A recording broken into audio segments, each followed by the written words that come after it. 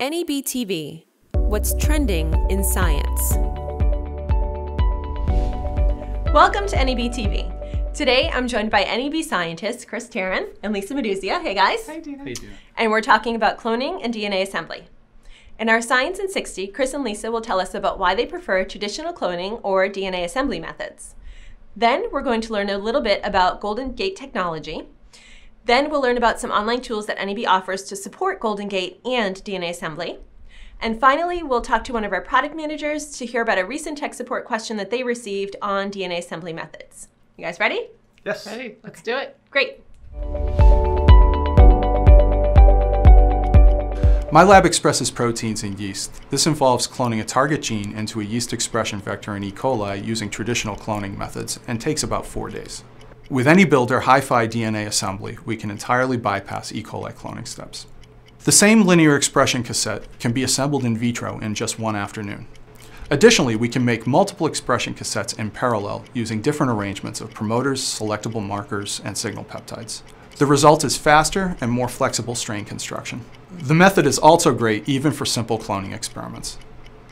That's great, but I still clone using traditional methods. I typically only need to clone 1 or 2 fragments. Restriction enzyme cloning is easy, it's efficient, I know how to do it, and I have all the components readily available right in my freezer. It works for what I'm doing, so I don't need to switch to other methods. There are all these great tools available to help me along with my experiments. NEB Cloner, NEB Biocalculator, Enzyme Finder, and the one we all know and love, the NEB Catalog.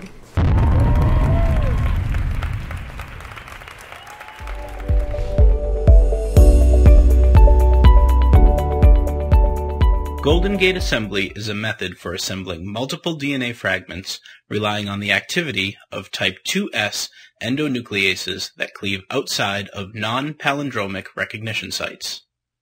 In this example, the destination vector is designed to include BSA1 recognition sequences in opposing directions to allow for the assembly of the desired fragments. Using PCR, BSA1 recognition sites are incorporated into the vector and fragments in the proper orientation. Following amplification, the linearized vector and PCR-amplified fragments are ready to be assembled in a single tube reaction containing BSA1 and T4 DNA ligase. Cleavage with BSA1 exposes complementary sequences for fragment assembly. Note that the correctly assembled fragments no longer contain BSA1 sites, and therefore only the plasmids with the correct insertion will remain intact and ready for the last step, which is transformation. Insert fragments can also be cloned into plasmids and flanked by BSA1 sites. During assembly, inserts in vector will ligate to yield the final assembly product, which lacks BSA1 sites. Again, only the plasmids with the correct insertion will remain intact and ready for transformation. For a list of other type 2S restriction enzymes that can be used for Golden Gate assembly or other applications, please visit www.neb.com/type2s table.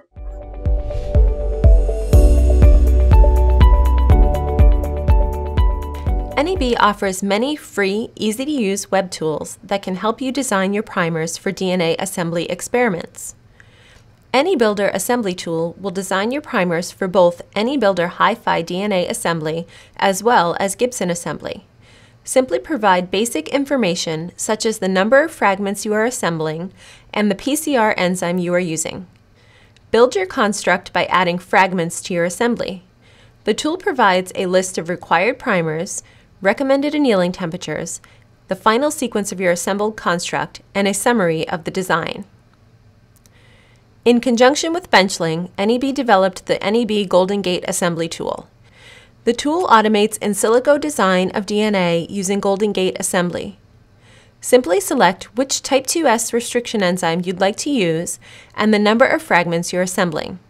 Provide sequence information for your destination vector and inserts. The tool does the rest. NEB is committed to providing our customers with quality, no-cost web tools that help to make doing science even easier.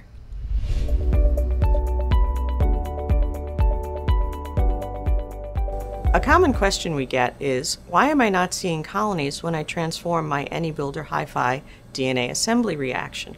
One of the first things I recommend is to take a look at the component cells. It's important to use cells that have a high transformation efficiency. Our cells have a transformation efficiency of greater than 10 to the 9th colony forming units per microgram. We find that using NEB component cells often solves the issue of low colony counts. Subcloning efficiency cells, lower efficiency cells from other vendors, and homebrewed cells will lead to low colony numbers. I often recommend a number of products that include component cells. AnyBuilder Hi-Fi DNA Assembly Cloning Kit includes NEB5 alpha cells. That's a good choice for routine assemblies.